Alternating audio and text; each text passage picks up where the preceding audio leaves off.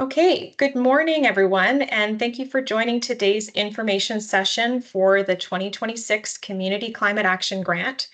So I'm Tina Earhart. I'm a sustainability specialist with the City of Vancouver, and I run this program, and I've been working with the city in sustainability for over 8 years. I want to begin the session by acknowledging that the City of Vancouver's work takes place on the unceded territories of the Musqueam, Squamish, and Tsleil-Waututh nations, and they have cared for these lands and waters since the beginning of time. And as funders for climate initiatives, it's especially important that city staff acknowledge the systemic inequities that have benefited and favored some groups while disproportionately impacting cultural communities over time. And we also recognize that climate change impacts groups differently, and we have the responsibility to address these systemic inequities through our climate work. And hopefully you'll see this represented in our grant. So before we get into the agenda, I want to start with some basic information about this grant so you know you're in the right place. I will elaborate a little bit more on these as we go, but just to give you a quick primer. So this grant used to be called the Greenest City Grant. It was renamed this year. It is offered by the City of Vancouver, and since it launched in 2016, we've funded over 50 initiatives from organizations. The grant is for community-led projects that directly support and advance focus areas of our two climate plans in Vancouver while also advancing equity. Organizations can apply for up to $50,000 per project, and we are aiming to fund between 3 to 6 projects total in 2026. And projects can be 1 to 2 years in length. And we also have a 2-step application process. So expressions of interest are due on September 26th, and the full application deadline is November 24th. So as you may have noticed, we have refreshed this program for 2026. It was originally conceived to support the goal areas of the Greenest City Action Plan, which is a plan that sunset in 2020. So we've made a few changes this year to bring this program into alignment with our current strategic framework and to maximize our impact on our climate work. So not only has this program received a new name, but we have also tightened up the focus areas. So we used to accept projects that support our two climate plans and supplementary focus areas of food systems and zero waste. To maximize our impact on our climate goals, we are honing that in to just projects that directly support our climate plans. So this means that those projects that were focused on supplementary areas of food and waste are now out of scope. I will elaborate on this more when we talk about the funding areas. We are also introducing more of a scoring system for the expression of interest stage. So it used to be a simple screening of the yes/no eligibility criteria, but now we're going to assess each submission based on its level of alignment with the grant's funding focus areas, and only the highest rated projects will be invited to submit a full application. So those are the changes. I'm going to discuss them more as we move through this presentation, but I just wanted to cover them up front for anyone who might be familiar with this grant and wondering what's new this year. So with those high-level points out of the way, this is our agenda for the rest of the session. So we're going to talk about eligibility first, including the funding focus areas, and I'll give some examples of projects that fit. We'll talk about other project eligibility criteria, applicant eligibility and requirements, and then next we'll talk about process. So that includes the timeline, the 2 steps of the expression of interest and the full application and what we're looking for. And we'll also share our decision-making criteria so you know what we're looking for in successful projects. And finally, we'll leave plenty of time for questions. I believe my presentation portion of this only takes about 30 minutes, so we do have a great deal of time for any questions that you might have. Feel free to put these in the chat and I will get to them at the Q&A period. So let us jump into our funding focus areas now. So our Community Climate Action Grant is for projects that directly support our 2 climate plans. So you will see them represented in our focus areas. If you have not looked through these 2 climate plans yet, I recommend that you do, because eligible projects need to demonstrate that they're connected to one or more of these areas. So new for 2026, we have clarified and refined these funding focus areas. So the first focus area you see there is carbon reduction. And this is for projects that support or enable the reduction of locally created carbon pollution in the areas listed in our Climate Emergency Action Plan. So what this includes is complete neighborhoods, active transportation and transit, zero emissions vehicles, building energy efficiency and conservation or renewable energy, and low carbon construction materials. I'll explain those more in future slides. The second focus area is climate adaptation, and this is for projects that reduce risk and or enhance our resilience to withstand Vancouver's 5 major climate change related hazards in our climate change adaptation strategy. So the 5 hazards are extreme heat, poor air quality, drought, extreme rainfall, and sea level rise. And the third focus area is climate action education. So this is for projects that seek to raise awareness and educate the public on any of the above areas, with a focus on what the local causes and solutions are to climate change and how residents can support. And across the board, priority will be given to projects in any of these areas that serve or are working with equity deserving groups and communities. So this is based on the acknowledgement that climate change, as I've mentioned, disproportionately impacts different groups. And our plan is rooted in equity and justice, and we're seeking to improve the quality of life for all Vancouver residents, but especially those in disproportionately impacted populations. So next, I'm going to tell you a little bit about our plans and give some project examples for each of these focus areas. So the Climate Emergency Action Plan seeks to address the major sources of carbon pollution created locally. Before I tell you about the actions, it really makes sense to know what the biggest sources of carbon pollution are. So according to our local emissions inventory, these are burning natural gas for heating and hot water in our buildings. Many of our homes use natural gas furnaces and hot water tanks. And so switching away from this fossil fuel and improving our energy efficiency is a big part of the transition that we need to make. And the second area is burning gas and diesel in our transportation network. So the vehicles that we drive are the second biggest source of carbon pollution. I will note here that there are also smaller shares of carbon pollution that come from waste rotting in the landfill. So this is low because we capture most of this and use it as renewable natural gas. And also electricity, which is low because nearly all of our electricity in BC is renewable. So I want to note, if this looks different to you than what you're used to, this inventory focuses on the forms of carbon pollution that Vancouver has authority over. So there are, of course, consumptive activities like purchasing habits and dietary choice that cause carbon pollution too, but they are the kinds of activities that are more complex to address because they originate outside of city boundaries. They're called Scope 3 emissions, and these require other levels of government to account for and act on. So this is why you see what you see in Vancouver's emissions inventory.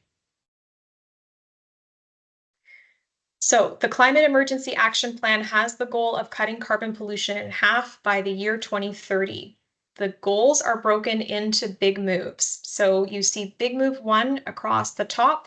It is cross-cutting because it takes a look at how we plan our neighborhoods. So this is about policy decisions that can make for denser neighborhoods where cars need to be driven less, and neighborhoods can be made up of greener buildings.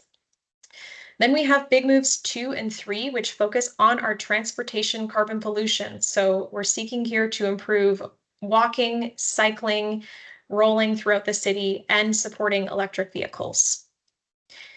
Big moves 4 and 5 focus on that building related carbon pollution I mentioned. So both through the way that we heat and provide hot water to our existing homes and through introducing better construction practices and materials in new builds. And on along the bottom, you can see renewable energy as a focus on clean and renewable energy sources such as electricity, again, mostly renewable in BC, is a big part of the transition that we need to make. So if you're thinking about projects that could potentially support our Climate Emergency Action Plan, here is a non-exhaustive list of the examples of the kinds of community-led projects that would align well with this plan. Projects that encourage active transportation, transit, and electric vehicles in our city, especially those that support equity-deserving groups in these areas. Projects that encourage a switch to renewable energy and equipment such as heat pumps when it comes to home heating and hot water. Also, those that promote energy efficiency and those that support households that might be experiencing energy poverty, and projects that support low carbon construction materials and the transition towards these in our city. So Vancouver's other climate policy is the Climate Change Adaptation Strategy. So actions in this strategy respond to major hazards in Vancouver as a result of climate change. The hazards are based on projections from global climate models, and we have data that can tell us what changes we might expect in the future. So this is what we are looking at on average for the 2050s. Warmer temperature overall with more hot days and heat waves in the summer, less rain in summer and longer dry spells, more rainfall overall and more intense rainfall. The province of BC also advises cities to plan for 50 centimeters of sea level rise by 2050 and 1 meter by 2100.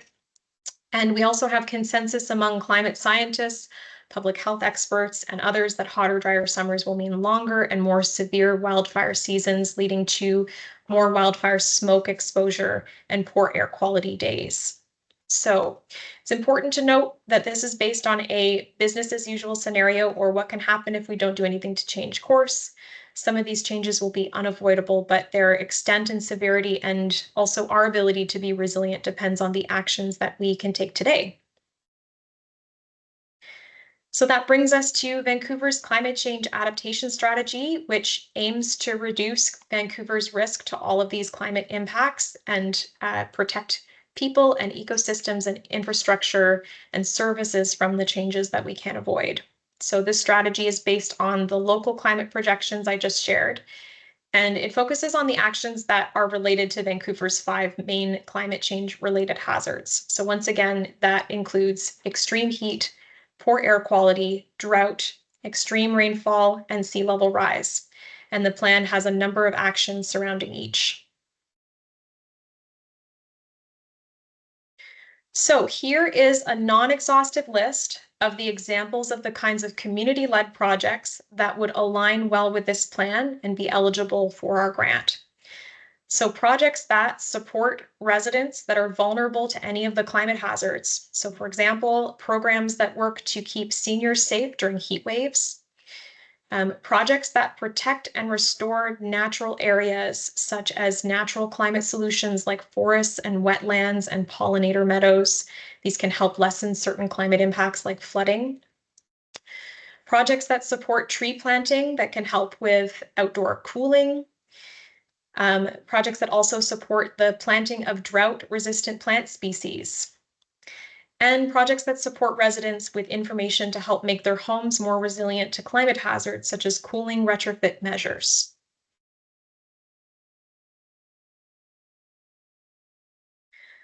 Last, when it comes to climate action education, we know from public polling that Vancouverites are concerned about climate change, but that awareness about the causes and solutions are quite low. Likewise, residents are not always aware of the best actions that they can take in this space, so there is a need to help residents connect with this work. So here's a non-exhaustive list of the examples of the kinds of community-led projects that would align well with this focus area. So projects that build awareness, education, and resident action on any of the following: local sources of carbon pollution, such as the biggest ones I mentioned, like transportation and buildings, and what can be done to reduce carbon pollution in those areas. Local climate hazards and how we can expect to see our climate changing over time. Climate preparedness and resilience, so how we can prepare for climate-related extreme weather. Actions the city is taking to combat climate change, and ways that residents can take actions that align with the city's climate plan efforts. And I want to note here, there are many different ways that people can take climate action and at different scales. But because this grant is intended to help maximize our efforts as a city, it's important for successful applicants to our grant to demonstrate how well their climate action education work aligns with our strategies and our local focus areas.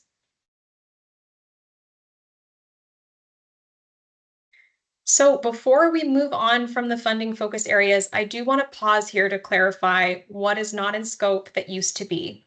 So if you're familiar with our grant up until this year, we also funded additional focus areas of sustainable food systems and waste reduction, including the kinds of examples that you see listed on this slide. In 2026, we are tightening the scope to focus on funding those projects with the greatest potential for advancing the City of Vancouver's climate work, meaning that they must factor in a meaningful way into Vancouver's local emissions inventory and or show up in either of our climate plans. So sustainable food systems and waste reduction, while they are important environmental actions, they don't factor prominently into our climate plans. Since our grant is so competitive, we are also focused on funding those initiatives with the greatest local impact, as I've mentioned, and we have been noticing in recent years that fewer and fewer food and waste initiatives are getting funded. So in removing them from the scope, we're going to be able to focus on the projects with the strongest alignment to our climate plans and that can best advance the city climate goals. So if your project is a food system related project, so a community garden, food sovereignty, food skills, knowledge sharing, and that kind of thing, please note that staff that are working in social policy are working to update their Sustainable Food Systems grant for council decision later this fall. If that does get approved by council, the grant could be accepting applications in early 2026. So that's something to watch for. I also plan on sharing an FAQ after this presentation I mentioned that includes some suggestions for other grants that organizations with food systems and or zero waste related projects may also wish to explore instead of our grant. So I hope that was helpful in terms of understanding our funding focus areas. I would like to switch gears now to talk a little bit more about project eligibility. So for our grant, your project must be in Vancouver and for Vancouver. So this is a City of Vancouver grant. We do expect to see most of the activities inside city boundaries. Your project should also be 1 to 2 years in length, with 2 years as the maximum. And it must contribute to the Climate Emergency Action Plan and or climate change adaptation strategy, as already stated. I also want to note that we support projects that work to reduce systemic inequities faced by disproportionately impacted groups and residents. We look for projects that engage residents around local climate action and support a sense of ownership when it comes to climate solutions. We're hoping for projects that strengthen social connections among individuals and networks, and ideally are also led by equity-seeking organizations, which means hopefully your organization has some articulated commitment to equity. Your project does not need to meet every one of the criteria on the list on the right, but we do like to see a focus on community, and once again, demonstrating equity is essential. Now on to applicant eligibility. So is your organization eligible for a community climate action grant? So here is the eligibility at a glance. These grants are for registered nonprofit societies and charities. First Nations are also eligible. If you are not one of these types of organizations, you could partner with one of these and be considered eligible. Your organization must have an independent and active governing body or board composed of volunteers. And as part of our commitment to equity, it should also be able to demonstrate accommodation and inclusion, or how equity factors into your organization. Your organization needs to be able to demonstrate functional capacity to deliver the project. And what we mean by this is you need to be able to provide at least 1 year of financial statements for your organization. And of course, show that you have the capacity to deliver the proposed initiative. So who is not eligible? Well, individuals are not eligible for this grant. For-profit organizations are also ineligible, but as said before, you could partner with a nonprofit to apply. If your project involves acquiring land or large-scale capital costs, such as purchasing homes and equipment, this is off the table. If the project is exclusively university-led research, this is also ineligible. So we do support projects that may have a component of research, but they should ultimately be action-oriented and implementable during the course of the project. I also have some notes here for returning applicants. So if you have been funded before by this grant, please note that we only fund the same organization or project a maximum of 2 times in a 5-year period.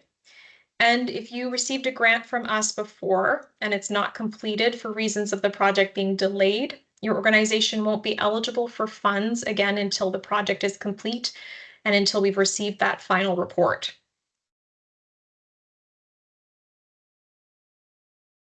So that is eligibility. Let us now cover the process for this grant. So this grant opened on September 2nd. The deadline for the expression of interest, or EOI, again, is September 26th. If you submit an EOI, you can expect to hear from us the week of October 13th with whether or not you are invited to submit a full application. And then your full application will be due November 24th. So our staff review these in December and January, and we make our recommendations. Now, these have to be approved by council along with the city's other grants, and council has not yet set the date for this meeting, but it normally takes place in February or March. So after that point, we notify all applicants of the outcome, and the successful applicants will be funded. So when you're writing your application, you want to envision the project activities starting from late spring 2026 onward.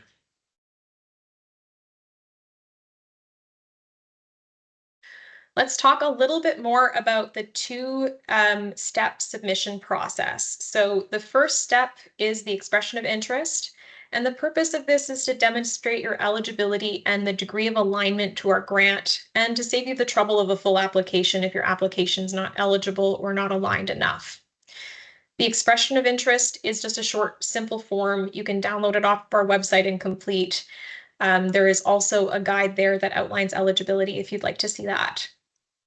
And that just gets emailed to our email address, so climateactiongrant@vancouver.ca, before the deadline, and the deadline is September 26th at 5 p.m. Pacific Standard Time. The second step is we will review these and invite only the top rated applicants to complete a full application. And the full application will ask you for organization information, more in-depth project information, your project budget, and supporting documents. The full application is due to us on November 24th at 5 p.m., and you will need to email this to us as well. Let's break down the expression of interest a little bit further. So as I've mentioned, it's a short form. It's just to help us get an overview of your project. The EOI asks for some basic information, including your funding amount. You have just 250 words to tell us about your project. So it is very important that you use this space well and emphasize how it aligns with our climate plans in these. It also asks you to indicate which of the focus areas your project meets. And then there's some basic yes or no stuff that we check for about your organization and your project. And this helps us, once again, just to assess eligibility. So once you submit, we will review it and we'll let you know if you can submit a full application. I want to talk about this element that's new for 2026, which is that we will be rating expressions based on their alignment to our grant and focus areas. So projects will receive a high, medium, low rating, or we will indicate if the project just isn't eligible. And we will only be inviting the strongest expressions to submit a full application. So please note that this will likely mean that more applications will be turned away at the EOI stage than in previous years. We are a highly competitive and oversubscribed grant, and in the past, we were finding that the yes-no screening was creating a very high volume of full applications to review, and we are a small team. So we're hoping that this change is going to allow us to spend more time reviewing the full applications from projects with the highest relevance. And we're also hoping the transparency for you will reduce the number of organizations putting in the time and effort to submit full applications to our grant, when perhaps that time could be allocated to another grant where you have a higher chance of being funded. So please anticipate that more organizations will not have the opportunity to submit a full application, which means you should take the time to hone in your project description with the EOI stage. Now, for organizations who make it to the full application stage, I'll talk a little bit about that. So the purpose is to collect more information about your project and organization and assess the impact it would have in the community as well as your organization's fit for the project. So on the impact side, we're looking for what are the potential effects and outcomes of your project? Does it fill an important need in the community? And does it contribute to reducing systemic inequities experienced by residents? When it comes to your organization, we ask a few questions to get a sense of your role in the community, how you're connected and engaging with residents of your specific audience, and also how they're benefited. And also, do you have a realistic plan and resourcing to make this project happen? So this could include clear activities and a timeline for how your project will be carried out, as well as being able to demonstrate other funding sources towards the same project. So if you were invited to submit a full application, we will be seeking the following from you, and we will send you all the necessary forms to complete. So you will need to complete the application form, your certificate of incorporation or documentation of being a nonprofit. We will need a project budget for which we can provide a template, but this is optional. You could create your own. We will need a recent audited financial statement, or we could also accept a year-end statement if you don't have audited statements. We'll need a list of your board of directors. And then as an optional, you're welcome to submit additional supporting documents at this stage. Could be things like letters of recommendation, or if you want to show us your equity or sustainability plans and that kind of thing. We do ask that you please don't send us any of these supporting docs at the EOI stage so that we can manage the volume coming in. This is the criteria key that we use to make decisions on projects. So I'm sharing this to provide some transparency on the decision making and what we use to evaluate the applications that we receive. Typically, the selection committee consists of city staff from sustainability and some from social policy. Depending on the nature of the projects, we sometimes bring in staff with expertise in other areas as well to advise. So that concludes the presentation portion of this info session. Thank you for sticking with me this far. We are now going to head into some Q&A, and some of you sent questions in advance. So what I'd like to do is just start by answering those, and then we will pause and we'll stop the recording, and then we'll see if there are any more from the audience today. So the first question that we received that I want to answer is, how are the 2026 funding priorities different from previous years? So we have covered this earlier, but just to be absolutely clear, we used to support areas that were not part of, but adjacent to our climate plans. So the two specific areas were food systems and zero waste. And in 2026, we are tightening and clarifying our focus areas so that we only support projects that directly support our two climate plans. So food systems and zero waste related actions are not part of these plans, so they're no longer eligible moving forward. And this really is the major difference from past years. The next question here is a follow-up to the previous one. So essentially, why are we no longer funding zero waste and food systems projects? So yes, these are important environmental actions. However, our grant is designed to catalyze support for the city's climate efforts. So as mentioned before, neither food nor waste show up prominently in our carbon emissions inventory and action plan. So by refocusing this grant on the areas that do, we aim to maximize our ability to meet our climate goals together. I want to mention food and waste continue to be important areas of action to the city, of course. When it comes to food systems, I have already mentioned the city has a sustainable food systems grant. It is due to head council for renewal later this fall. So please do watch if you have a food project about that decision around that grant. And in the FAQ, I will also include some other areas or grants for both areas that you may wish to apply to instead. The next question here is about the total funding available and if it's less than it was in previous years. So our funding commitment is usually stable. Usually what we have to offer is about $250,000 each year overall. And on average, We've been able to fund between 5 to 6 projects each year with that amount.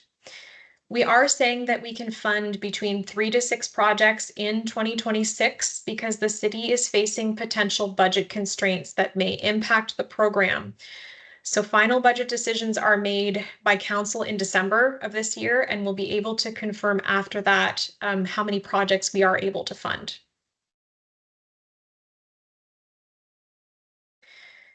We receive questions each year about expenses, which expenses are allowed and which are not. So the short answer to this question is there are no specific requirements for expenses other than those that are laid out in the eligibility. So no large-scale capital costs and no land acquisition.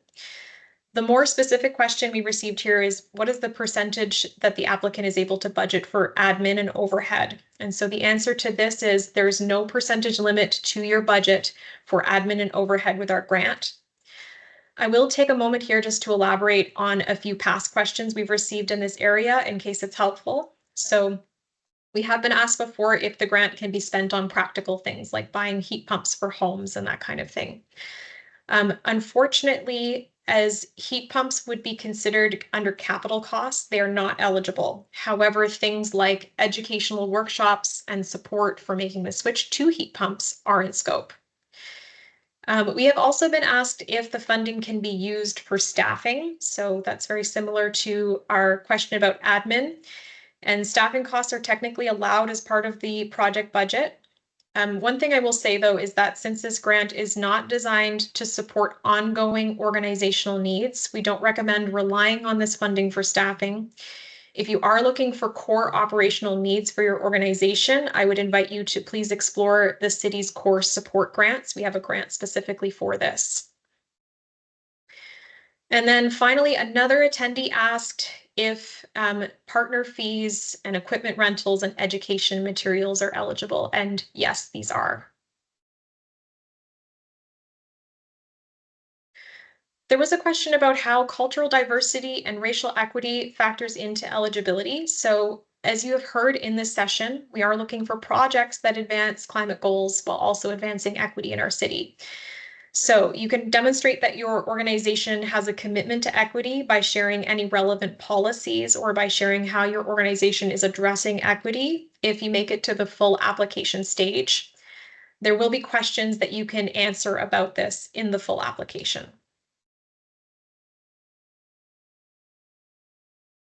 Somebody attending our session also asked about our policy around funding organizations multiple times. So I have spoken to this before, but to be clear, our policy is your organization can be funded up to 2 times in a 5-year window. I find the visual here is helpful for showing how that works. So we are considering grants for the 2026 year this cycle, which means that the 5-year cycle extends back to 2022. So you can't receive more than 2 grants from us between 2022 and 2026. If you have been funded by our Greenest City grant in the past and you're not sure if you're eligible to apply again this year, you can always email us and we would be happy to confirm.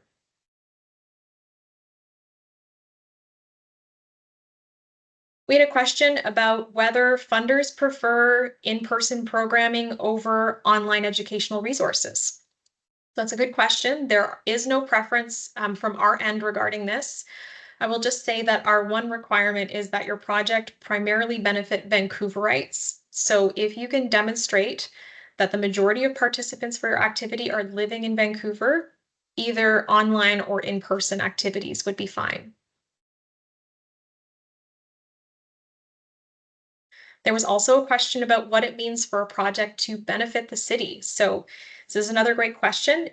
This grant, of course, is offered by the City of Vancouver. And as I've mentioned, it's intended to help advance our climate goals. So ideally, projects will take place inside the City of Vancouver's boundaries and or serve residents who are living in Vancouver.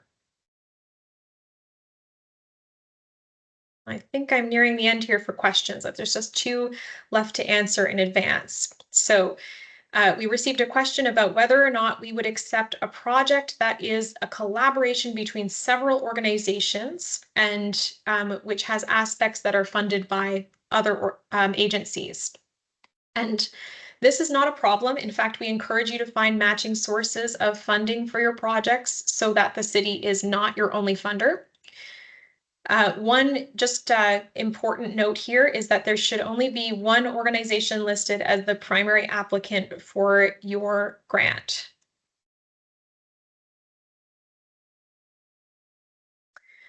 And the last question here. So we received a question about whether or not we fund one-day festivals, and if so, which focus area this would fall under. So there was a full question that elaborated a little bit further. It basically said our festival will deliver training for 40 volunteers. It will have public food waste workshops, a city refill water station, and a reusable cup system, and vendors will adopt practices post-event. So per what I've already described about our grant, we do not have criteria that prohibits against events and festivals. However, they would have to be related to one of the funding focus areas. And as mentioned, food waste and consumption behavior focused projects are not eligible for our grant. So for events and festivals on topics that are eligible, I think the focus area you will likely want to check for this is climate action education, as well as any other relevant areas to our climate plans. I will also just say it's worth noting our grant is highly competitive. We are seeking to fund projects with the greatest potential to advance climate action and the greatest impact. So we will be looking for that and reviewing your application's level of alignment with our grant as compared to the other applications. It is hard to say whether programs or projects of other kinds fare better than events in general, but it really depends on the application. So please do just bear this in mind. So those are all the questions I received in advance. So I think what I will do now is I will stop recording this session and then we can see what other questions folks may have in the meeting.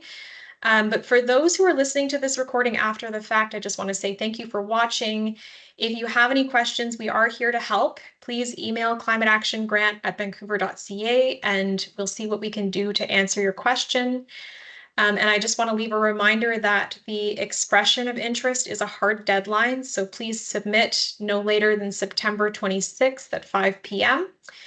And at this point, I will stop recording, so please bear with me those in the session, and we will see what other questions we have.